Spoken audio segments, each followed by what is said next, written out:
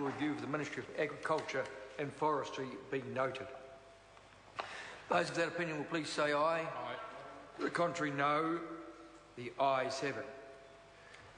Honourable members, I now understand that the next financial review members wish to debate is the financial review of the Ministry of Foreign Affairs and Trade.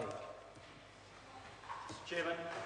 I call the Honourable Phil Goff. Mr. Chairman, I want to focus today on the botched job that this government's done in cutting the Ministry of Foreign Affairs and supposedly reforming it, but in the process destroying it. It's a little bit like the Vietnam War slogan, we had to destroy the village to save it. Well, they've destroyed the Ministry of Foreign Affairs. And if anybody's in any doubt about that or thinks that that's hyperbole, have a look at what the 49 top diplomats in New Zealand, the heads of mission, had to say to their own ministry about what the impact of those restructuring reforms has been on the ministry. And one thing that stands out above anything else, Mr. Chairman, is the huge damage done in demoralising, disillusioning the people that work for one of our finest ministries. And I can say that with some passion because I've worked with them for 9 years, and John Hayes can agree because he worked for them as an employee for a lot longer. You know, we're a little country. We can't bully our way in the world. We certainly can't bribe others to make them do what we want them to do. So what do we rely on? We rely on the innate skill and ability of the most talented people we can find in our Ministry of Foreign Affairs and Trade. And when I became Minister in 2000, I read a great article in the International Herald Tribune that said that our ministry was tiny, but it outperformed a neighbour 5 times our size in every category. And I always thought, Mr. Chairman, that there's a lot of truth in the old saying, if it works, don't fix it. They've fixed it all right. They started off in September last year doing an independent review. And what did that review find? It found that it was able to obtain and retain talented and committed individuals. It found that it had a distinctive professional diplomatic culture that delivered some remarkable successes. Who said that? The Department of Prime Minister and Cabinet, the Treasury and the State Services Commission. And what has been the result of this botched reform effort? First of all, we've lost some of our best people in the ministry. Crawford Faulkner, who would outperform any other trade negotiator in the world, the former chair of the Agriculture Committee at the WTO, gone.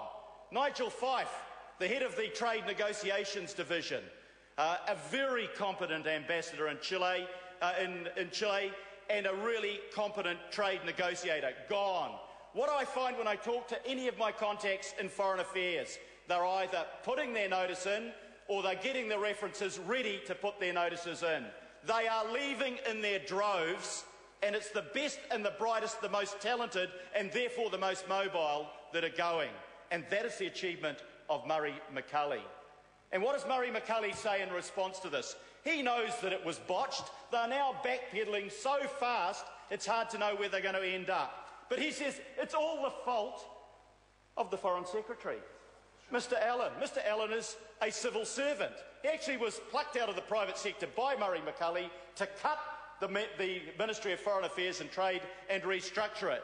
But there's this about a chief executive officer. He can't answer back to lies and criticisms made about him by a minister.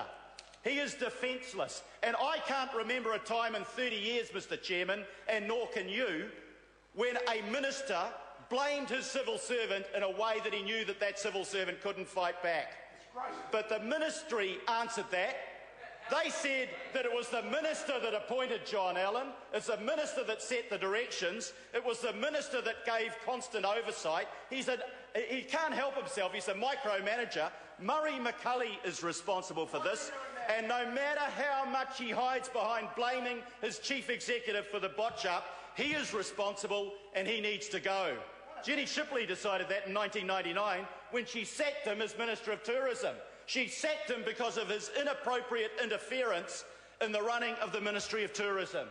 He did it then and he's doing it now. And what upsets me and makes me passionate about this, Mr. Chairman, is that he is destroying an agency that has worked professionally, capably, competently to serve the interests of our country. We should be proud of that ministry. It has fine people, and now they're falling over each other to go because they see that they have no future in that ministry. Mr. Speaker, it is a shocking disgrace what has happened, and it is unprecedented that the 49 heads of mission would actually come out and say that what is happening to their ministry is destroying it. It's taking away its fundamental strengths. It's a shame that it has come to that, and Murray McCulley is to blame.